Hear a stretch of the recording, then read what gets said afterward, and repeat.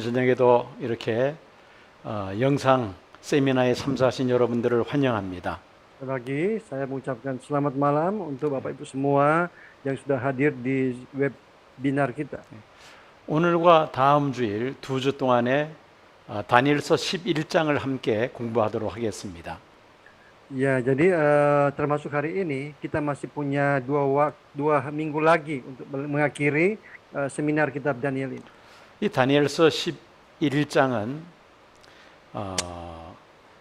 11장에 기록된 그 역사적인 배경을 이해하지 못하면은 11장 내용을 우리가 도저히 알 수가 없습니다. Kalau kita tidak bisa memahami latar belakang di dalam pasal 11 ini, maka kita juga tidak bisa memahami pasal 12. 다니엘서 전체가 그렇습니다.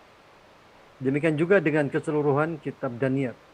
다니엘서 매 장마다 그 기록된 연대가 다 다릅니다. Karena tahun daripada penulisan setiap pasal ini berbeda-beda. 각 장마다 그 장이 기록된 역사적 배경을 우리가 바로 알 때에 그 장에 있는 내용을 우리가 바로 이해할 수가 있습니다. Ketika kita memahami latar belakang historis dari setiap pasal ini, maka kita dapat memahami kitab Daniel dengan baik. 특별히 다니엘서 11장은 더더욱이 그 당시 있었던 사건들을 우리가 알아야 이 11장 내용을 바로 우리가 이해할 수가 있습니다. Demikian juga dengan pasal 11 ini. Kita harus memahami latar belakang historis daripada pasal 11 ini. Dengan demikian kita dapat memahami isi daripada pasal 11 dan juga pasal 12. 11장에는 많은 사건들이 이어지고 있습니다.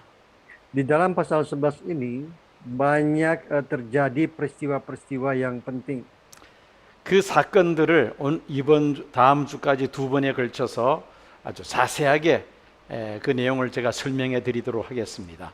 Selama 2 minggu sampai minggu depan, saya akan menjelaskan peristiwa-peristiwa ini secara detail satu demi satu. 먼저 다니엘서 11장 1절에서 20절까지 말씀을 함께 읽도록 영상을 통해서 여러분들이 보시도록 하겠습니다. Pertama-tama mari kita mendengar Alkitab suara dari Daniel pasal 11 ayat 1 sampai 20. Seperti dahulu aku juga mendampinginya untuk menguatkan dan menyokongnya, yakni pada tahun pertama pemerintahan Darius, orang Media itu. Oleh sebab itu, aku akan memberitahukan kepadamu hal yang benar. Sesungguhnya, 3 raja lagi akan muncul di negeri Persia, dan yang keempat akan mendapat kekayaan yang lebih besar dari mereka semua. Dan apabila ia telah menjadi kuat karena kekayaannya, ia akan berusaha sekuat-kuatnya untuk melawan kerajaan Yunani.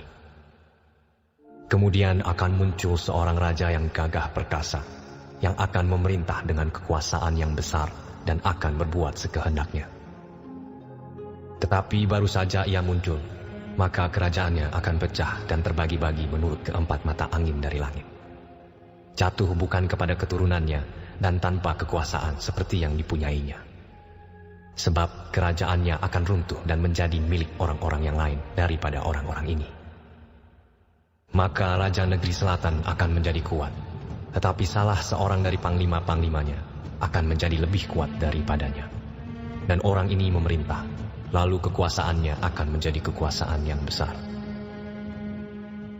Beberapa tahun kemudian, keduanya akan bersekutu. Putri Raja Negeri Selatan akan datang kepada Raja Negeri Utara untuk mengadakan persetujuan. Tetapi putri itu tidak berhasil, juga keturunannya tidak dapat bertahan. Putri itu akan diserahkan. Demikian pula orang-orang yang mengantarnya, anak yang dilahirkannya dan orang yang mengawininya. Dan pada waktu itu akan tumbuh suatu tunas yang seakar dengan putri itu, menggantikan orang itu.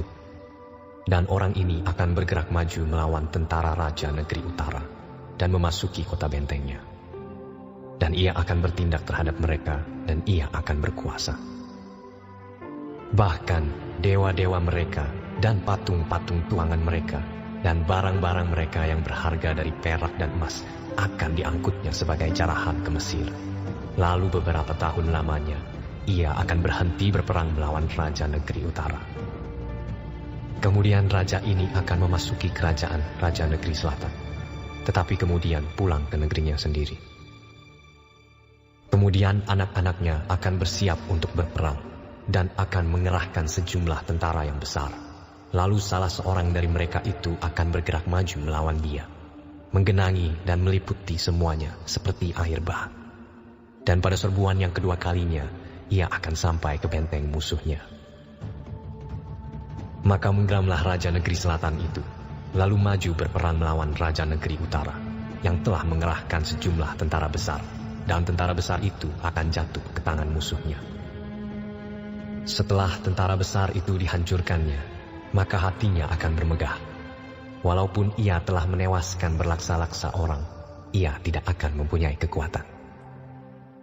Lalu untuk kedua kalinya, raja negeri utara itu akan mengerahkan sejumlah tentara besar, lebih besar dari yang pertama, dan beberapa tahun kemudian, ia akan bergerak maju melawan dia, dengan tentara yang besar dan dengan banyak perlengkapan perang. Pada waktu itu banyak orang akan bangkit melawan raja negeri selatan. Juga orang-orang yang lalim dari bangsamu akan membesarkan diri, sehingga penglihatan itu menjadi kenyataan. Tetapi mereka akan tergelincir. Maka raja negeri utara itu akan datang, mendirikan kubu pengepungan dan merebut kota yang berbenteng. Dan tentara negeri selatan tidak akan dapat bertahan. Juga pasukan-pasukan pilihannya sekalipun, ya, tidak ada kekuatan apapun yang dapat bertahan. Sehingga raja yang menyerangnya akan berbuat sekehendak hati, dan tidak ada seorang pun yang dapat bertahan menghadapinya. Ia akan menduduki tanah permai, dan seluruhnya akan ada dalam kekuasaannya. Kemudian ia akan berusaha untuk menguasai seluruh kerajaan orang yang lain itu. Ia akan mengadakan persetujuan dengan dia, dan seorang putrinya diberikannya kepadanya untuk menghancurkan kerajaan itu. Tetapi maksudnya itu tidak akan berhasil dan tidak akan menguntungkannya. Lalu ia akan memalingkan mukanya ke tanah-tanah pesisir dan banyak yang direbutnya. Tetapi seorang panglima akan menghentikan penghinaannya itu, bahkan akan mengembalikan penghinaan itu kepadanya. Sesudah itu ia akan memalingkan mukanya ke kota-kota benteng di negerinya sendiri. Tetapi ia akan tergelincir dan jatuh, dan tidak akan ditemukan lagi. Menggantikan dia akan muncul seorang yang menyuruh seorang pemungut pajak menjalani bagian yang terindah dari kerajaan itu. Tetapi beberapa hari kemudian ia akan dibinasakan, bukan oleh kemarahan atau oleh peperangan.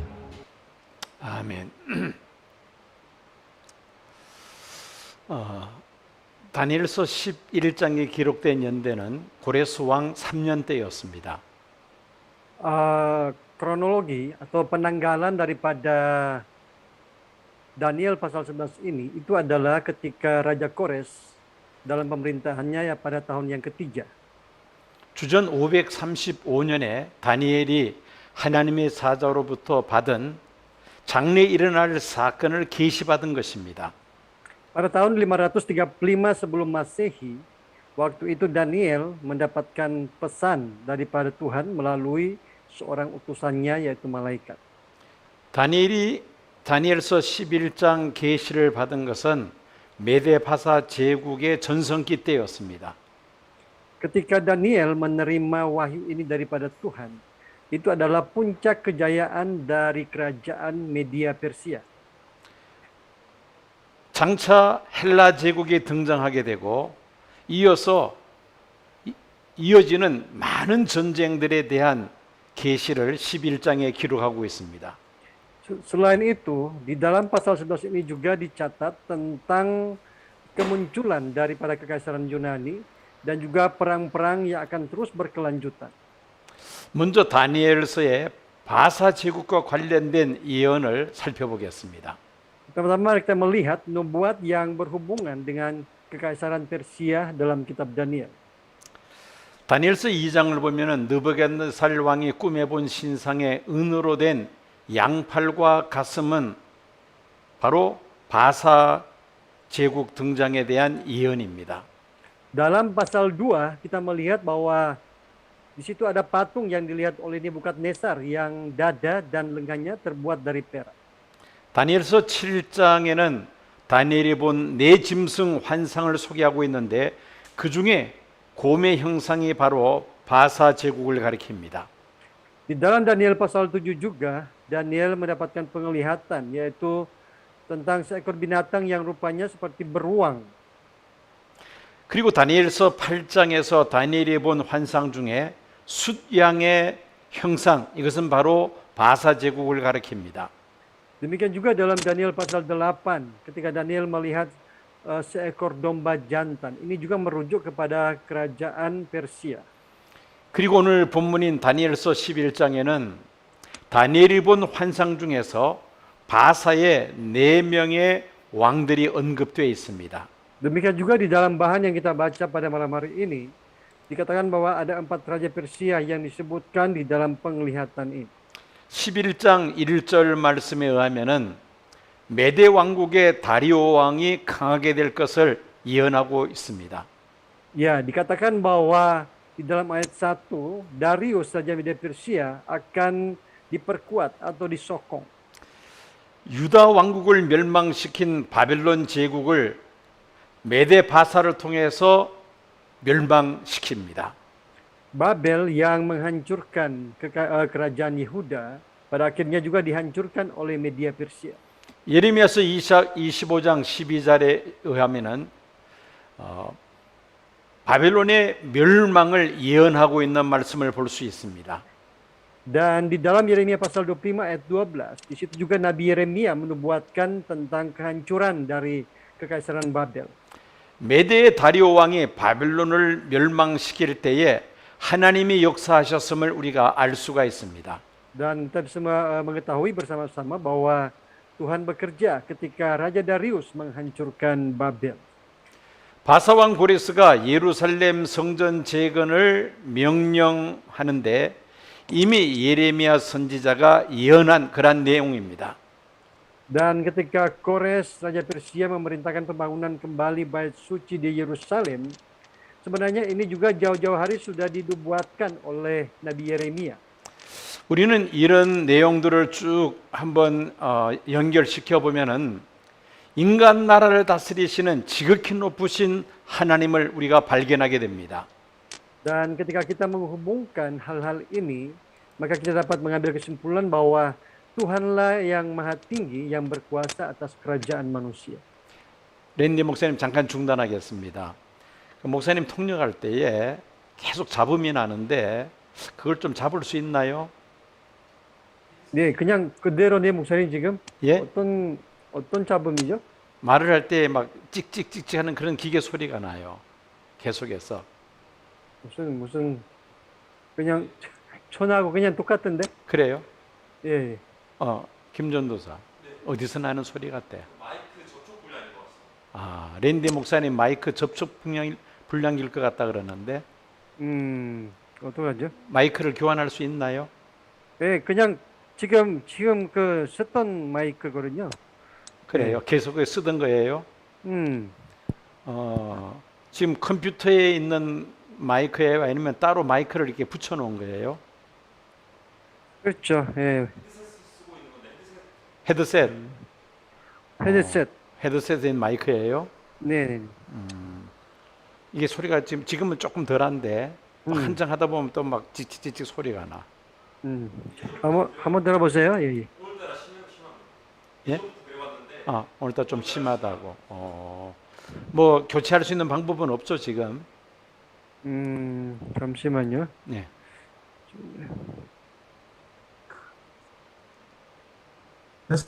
테스트. 여보세요? 말씀해 보세요. 여보세요? 한번 지금 참석하신 분들에게 안 들리세요? 상황을 설명 한번 해보세요. 들립니다. 랜디 목사님 안 들려요? 여보세요? 들리는데 네, 어때 목소리 조금 지금 현 상황을 인도네시아 말로 한번 설명해 보세요. 참석하신 분들한테. Ya, Bapak Ibu semua, maaf ini ada sedikit kesalahan teknis. Katanya suara saya itu agak tidak terlalu jelas ya. 조금 나아진 것 같아요. Bagaimana bisa bisa dengar dengan jelas suara saya? 오케이, 계속 진행하겠습니다. Oke, baik, kita lanjut jelas Pak lagi. Randy. Jelas Dengan ya? jelas, jelas. Oke. 잘 들립니다. 예, 예. 예, 오케이, 됐습니다. 자, 이제 2절과 3절을 보면은 바사 제국의 왕들을 소개하고 있습니다. Ya, kalau kita melihat dalam ayat 2 dan 3, di situ juga diperkenalkan tentang raja-raja dari Kekaisaran Persia. 바사의 왕들 중에 고레스 왕 이후 특출한 왕 셋이 등장할 것을 예언하고 있습니다. Khususnya di antara raja-raja Persia, ada 3 raja yang diperkenalkan di sini. 그 특출한 세 왕은 캄비세스 2세, 바르디아 다리우스 1세 세 왕을 가리킵니다. 3 raja-raja ini adalah Raja Kambisus II, Raja Bardia, dan Raja Darius Agung. 그 후에 등장할 넷째 왕은 아수에로 왕을 가리킵니다. Dan raja keempat yang akan muncul setelah itu adalah Raja Ahasiweros. 그는 큰 부를 축적하여 헬라와 전쟁을 일으켰으나 살라미스 해전에서 패하였습니다. Dia mengumpulkan kekaisaran besar dan mengobarkan perang dengan Yunani, tetapi dikalahkan dalam pertempuran laut di Salamis. 주전 480년에 이런 사건이 벌어졌습니다. Itu terjadi pada tahun 480 sebelum Masehi.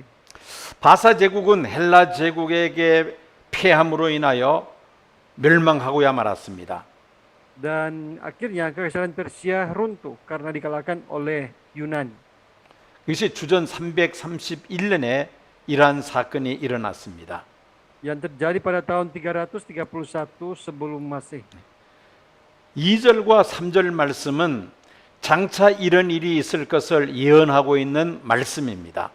Jadi ayat 2 dan 3 ini adalah ayat-ayat yang menjelaskan hal-hal yang akan terjadi pada masa yang akan datang. 이 예언된 말씀들이 역사 속에서 그대로 다 이루어지고야 말았습니다. Dan seperti yang dinubuatkan, hal ini benar-benar terjadi di dalam sejarah dunia. 우리는 여기서 헬라 제국의 중요성에 대해서 잠시 생각해 보도록 하겠습니다. Di sini kita mari memikirkan sejenak tentang pentingnya kekaisaran Yunani. 다니엘이 본 8째 뿔을 가리킵니다. Ini merujuk kepada tanduk ke-8 yang dilihat oleh Daniel. 유대교에 큰 영향을 헬라 제국이 영향을 미치게 됩니다. Jadi kekaisaran Yunani ini memberikan pengaruh yang besar pada Yudaisme. 그 중에 하나가 신약 성경이 헬라어로 기록되었다는 것입니다. Tentunya perjanjian baru itu ditulis dalam bahasa Yunani. 그리고 헬라의 뿌리에서 나온 북방왕과 남방왕이 유대 땅에서 끊임없이 전쟁을 일으킵니다. Dan Raja Utara dan Raja Selatan yang berasal dari akar Yunani terus-menerus berperang di tanah Yehuda. 헬라에서 나온 왕이 성전을 더럽힐 것을 예언하고 있습니다. Juga menubuatkan tentang seorang raja dari Yunani yang akan menajiskan bait suci. 이 예언은 구약 시대 마지막에 일어났음과 동시에 또 세상 종말에 일어날 사건을 예언하고 있는 말씀입니다. Jadi ayat-ayat ini menubuatkan tentang hal-hal yang akan terjadi atau peristiwa-peristiwa yang akan terjadi di akhir zaman. 이런 사건들이 헬라 제국을 배경으로 해서 일어납니다. Jadi hal-hal ini terjadi pada latar belakang kekaisaran Yunani. 다니엘서에서 헬라 제국과 관련된 예언들을 살펴보겠습니다. Mari kita melihat bersama-sama nubuatan yang berhubungan dengan kekaisaran Yunani dalam kitab Daniel. 다니엘서 2장에 느부갓네살 왕이 꿈에서 본 신상에서 노수로 된 배와 넓적다리가 바로 이 헬라 제국에 해당이 됩니다. Yang pertama adalah dalam Daniel pasal 2.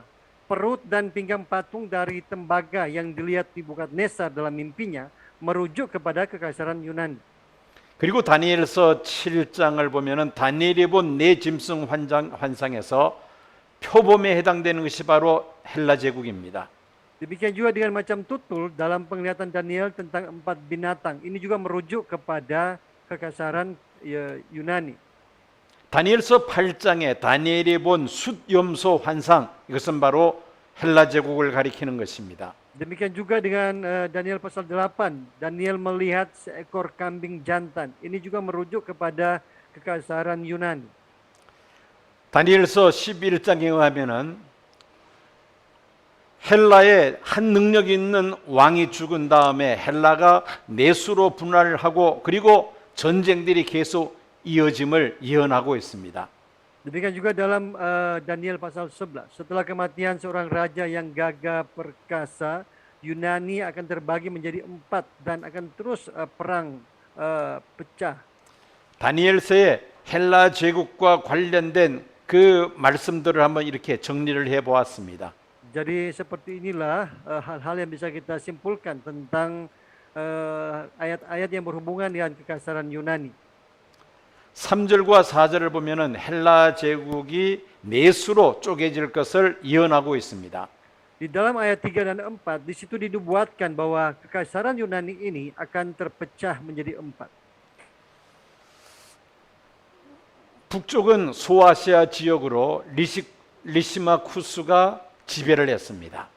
Di sebelah utara, yaitu Asia Kecil, berkuasa Jenderal Lysimachus. 동쪽은 시리아 지역으로 셀루코스가 지배를 합니다. Sedangkan di sebelah timur, yaitu Syria, itu dipegang oleh Jenderal Seleukius.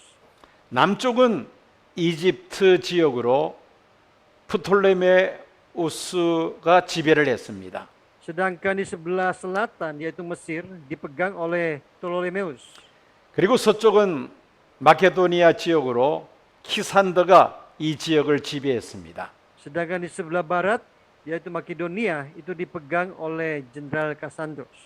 헬라 제국의 알렉산더 대왕이 죽은 다음에 그 알렉산더 수하에 있었던 4명의 장군들에 의해서 이 헬라 제국이 내수로 쪼개졌습니다. Setelah kematian Alexander Agung, maka wilayah kekasaran Yunani ini terpecah menjadi 4 dan dipegang oleh keempat anak buahnya. 이런 일이 있을 것을 3절과 4절에 예언하고 있는 것입니다. Jadi ayat 3 dan 4 menubuatkan bahwa akan terjadi hal-hal seperti ini. 예언된 대로 역사 속에서 이런 사건들이 그대로 일어나고야 말았습니다. Dan peristiwa-peristiwa ini pada akhirnya terjadi di dalam sejarah seperti yang dinubuatkan di dalam pasal 11 ini. 헬라 제국이 내수로 나뉘어지면서 남방왕과 북방왕과의 끊임없는 전쟁이 이어집니다. Dan setelah kekasaran Yunani terpecah menjadi 4, maka peperangan antara kerajaan selatan dan utara terus berkelanjutan. 북방왕 셀레우코스는 바벨론과 시리아와 아시아 지역을 지배했습니다.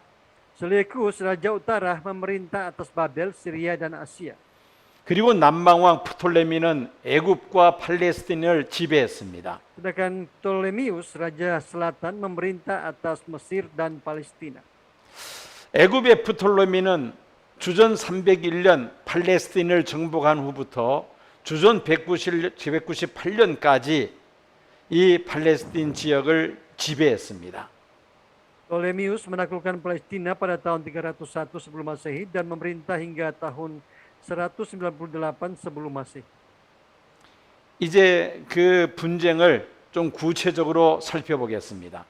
Mari kita melihat dengan lebih detail lagi tentang perpecahan ini. 5절에서 9절까지 말씀은 북방 왕국을 무너뜨리기 위한 남방 왕의 화친 제스처를 예언하고 있습니다. Khususnya dalam ayat 5 sampai 9, kita melihat seperti apa sikap persahabatan Raja Selatan untuk menggulingkan kerajaan utara. 5절 말씀입니다. 남방의 왕들은 강할 것이나 그 군주들 중 하나는 그보다 강하여 권세를 떨치리니 그의 권세가 심히 클 것이라 했습니다. Maka Raja Negeri Selatan akan menjadi kuat, tetapi salah seorang dari panglima-panglimanya akan menjadi lebih kuat daripadanya. Dan orang ini memerintah, lalu kekuasaannya akan menjadi kekuasaan yang besar. 남방왕 군주들 중에 하나는 바로 애굽왕 프톨로미 2세를 가리킵니다. Jadi salah satu raja dari raja-raja negeri selatan itu adalah Ptolemeus II, raja Mesir. 6절 말씀, 몇 해 후에 그들이 서로 다나바리니 곧 남방왕의 딸이 북방왕에게 가서 화친하리라. 그러나 그 공주의 힘이 쇠하고 그 왕은 서지도 못하며 권세가 없어질 뿐만 아니라 그 공주와 그를 데리고 온 자와 그를 낳은 자와 그때 도와주던 자가 다 버림을 당하리라. Beberapa tahun kemudian keduanya akan bersekutu. Putri Raja Negeri Selatan akan datang kepada Raja Negeri Utara untuk mengadakan persetujuan. Tetapi putri itu tidak berhasil. Juga keturunannya tidak dapat bertahan. Putri itu akan diserahkan. Demikian pula orang-orang yang mengantarnya. Anak yang dilahirkannya dan orang yang mengawininya. 이 연의 말씀대로 주전 250년에 남방왕이 북방왕과 화친을 목적으로 그 남방왕의 딸 버니스를 북방왕 둘째 아내로 보내면서 평화 조약을 맺습니다. Seperti nubuat dalam ayat 6 ini, pada tahun 250 sebelum Masehi, Raja Selatan mengirim putrinya Bernike sebagai istri kedua Raja Utara dengan tujuan persahabatan dengan Raja Utara.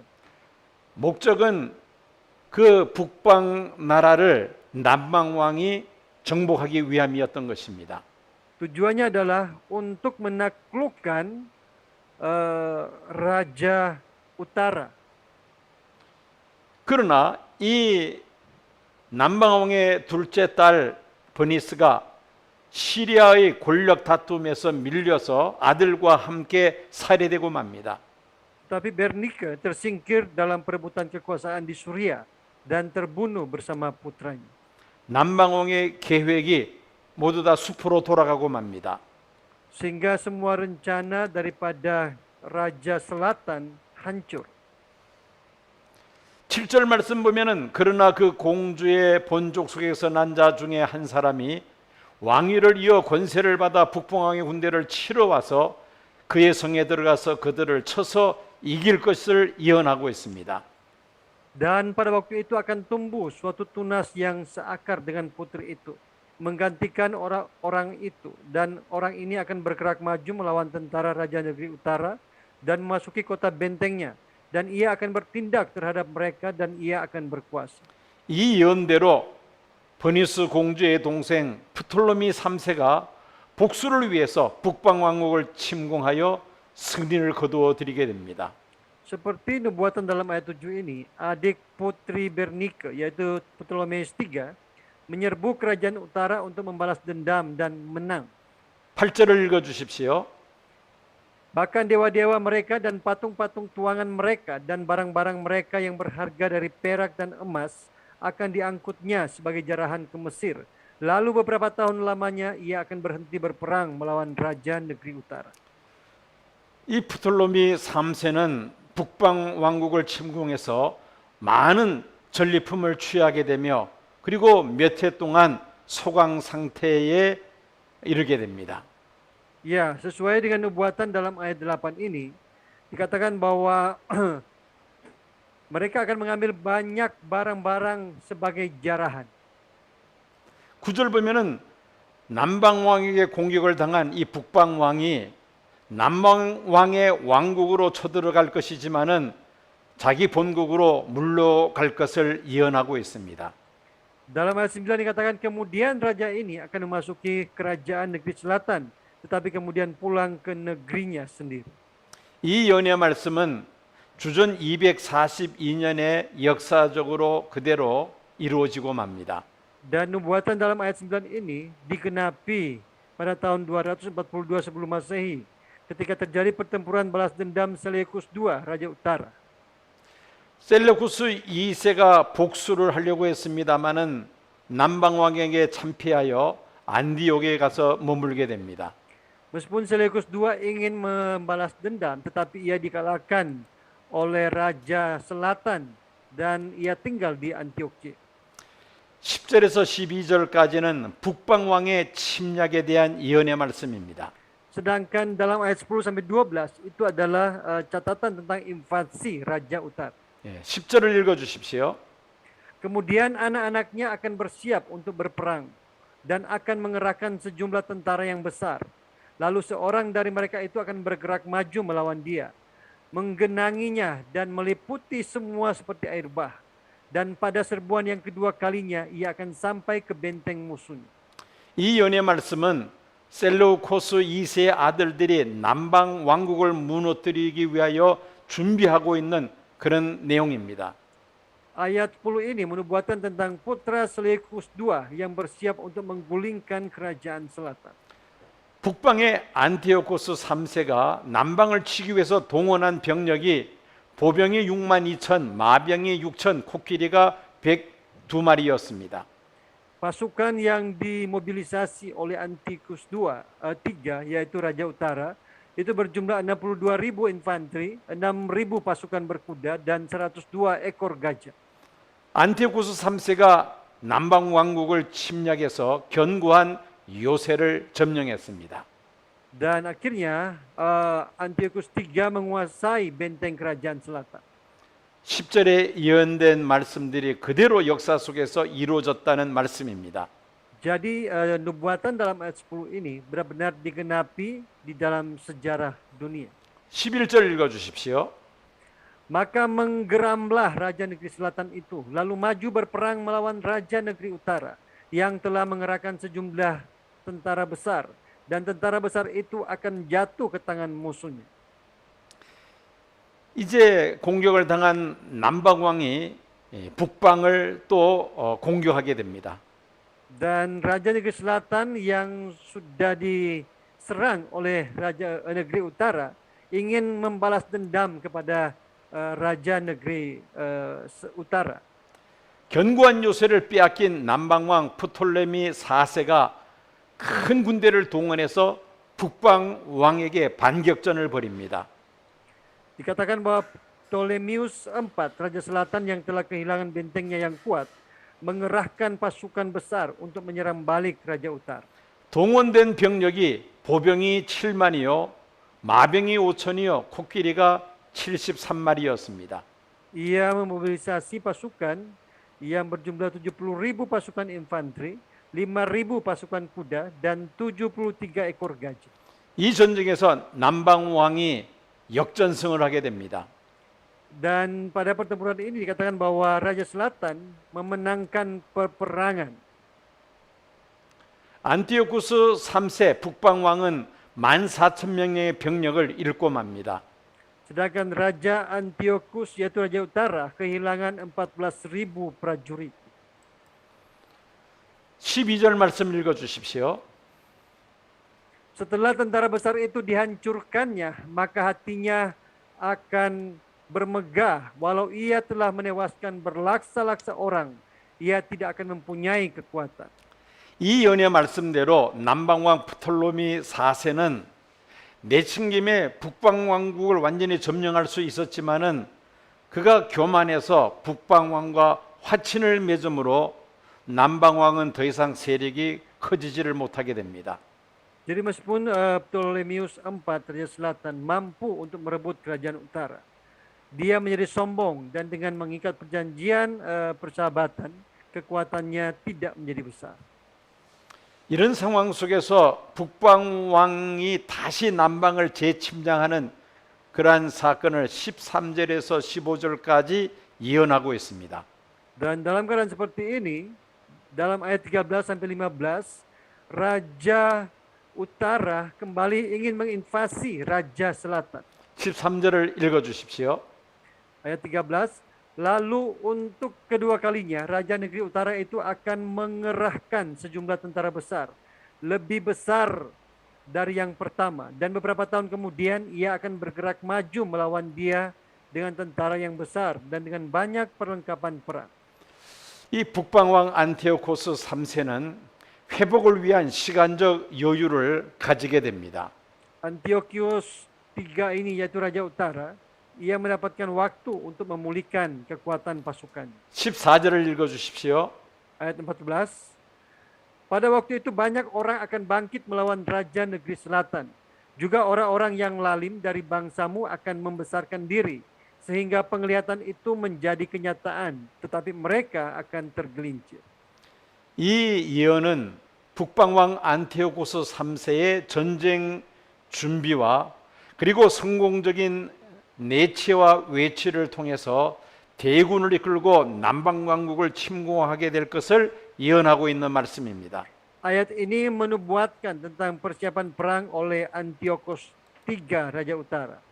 Dan juga melalui pemerintahan internal dan eksternal yang sukses. Bagaimana ia mengerahkan pasukan besar dan menginvasi kerajaan selatan. 15절 읽어주시기 바랍니다. Ayat 15, maka Raja Negeri Utara itu akan datang mendirikan kubu pengepungan dan merebut kota yang berbenteng, dan tentara negeri selatan tidak akan dapat bertahan. Juga pasukan-pasukan pilihannya sekalipun. Ya, tidak akan ada kekuatan apapun yang dapat bertahan. 이 예언대로 북방왕은 남방왕국의 강력한 성곽들을 함락시킵니다. Seperti nubuatan dalam ayat 15 ini, Raja Utara merebut kota yang berbenteng dari kerajaan selatan. 오랫동안 애굽에 지배해 있던 팔레스틴은 북방 왕국으로 넘어가 버리게 됩니다. Palestina yang telah lama berada di bawah kekuasaan Mesir beralih ke kerajaan utara. 애굽의 지배하에 있었던 유대인들은 두 갈래로 나뉘어집니다. Dan orang Yahudi yang berada di bawah kekuasaan Mesir pecah menjadi dua kelompok. 북방왕을 따라야 하나님이 다니엘 8장에서 허락하신 환상을 이룰 수 있다고 그렇게 주장하면서 북방왕을 추종하는 세력입니다. Kelompok yang pertama adalah kelompok yang bersikeras bahwa mereka harus mengikuti Raja Utara. Dengan demikian dapat mewujudkan penglihatan yang Tuhan berikan kepada Daniel di pasal 8. 또 다른 부류는 그동안 오랫동안 애굽의 지배하에 있었던 이 팔레스틴은 계속해서 그 남방 왕국 애굽을 따라야 한다고 주장하는 그런 또 부류가 있었습니다. Tetapi kelompok yang kedua, mereka bersikeras untuk mengikuti kerajaan selatan. 즉 유대인들은 북방왕을 따라야 된다는 쪽과 남방왕을 따라야 된다는 쪽으로 두 팀으로 두 때로 이렇게 갈라지고 맙니다. Jadi orang-orang Yahudi mereka terbagi menjadi dua kelompok, yaitu yang pertama mereka harus mengikuti kerajaan utara, dan yang satu lagi harus mengikuti kerajaan selatan. 16절에서 19절까지는 북방왕의 성공과 좌절에 대한 예언입니다. Sedangkan dalam ayat 16 sampai 19 itu mencatat tentang kesuksesan atau keberhasilan dan kegagalan dari Raja Utara. 16절을 읽어 주십시오. Ayat 16, sehingga raja yang menyerangnya akan berbuat sekehendak hati, dan tidak ada seorang pun yang dapat bertahan menghadapinya. Ia akan menduduki tanah permai dan seluruhnya akan ada dalam kekuasaannya. 안티오코스 3세 승리를 예언하고 있는 말씀입니다. Ayat ini menubuatkan tentang kemenangan Antiochus III.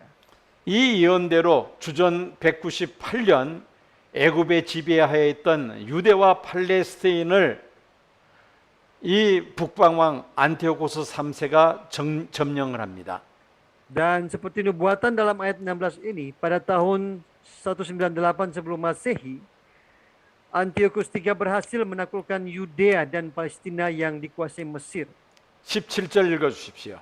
Ayat 17. Kemudian ia akan berusaha untuk menguasai seluruh kerajaan orang yang lain itu.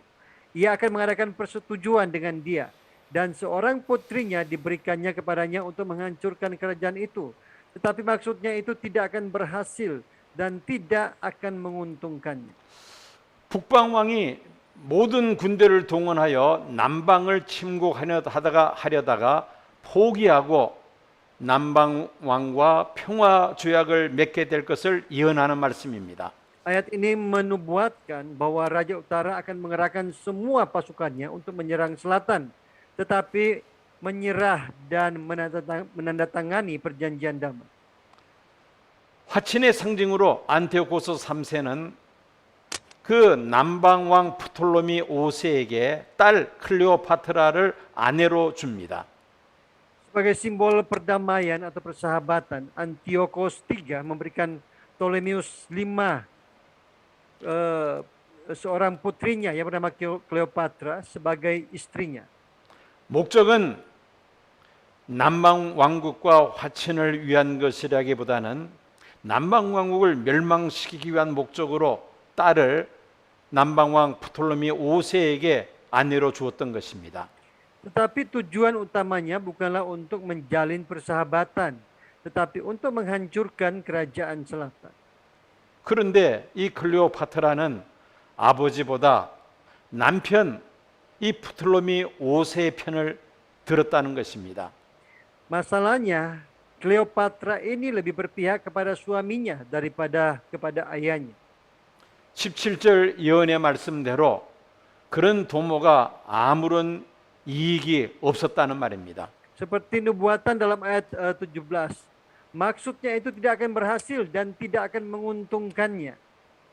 18절 읽어 주십시오. Ayat 18. Lalu akan memalingkan mukanya ke tanah-tanah pesisir dan banyak yang direbutnya. Tetapi seorang panglima akan menghentikan penghinaannya itu. Bahkan ia akan mengembalikan penghinaan itu kepadanya. 안티오코스 3세는 남방 왕국 본토 정복을 포기하고 남방 왕국에 속해 있는 식민지 나라 지역을 침공을 합니다. Antiochus III meninggalkan wilayah kerajaan selatan dan menginvasi wilayah-wilayah jajahan yang menjadi milik kerajaan selatan. 18절에 예언된 대로 한 장군이 나타나는데 그것은 바로 로마 장군을 가리킵니다. 그 로마 장군에게 안티오코스 3세가 패배하게 됩니다.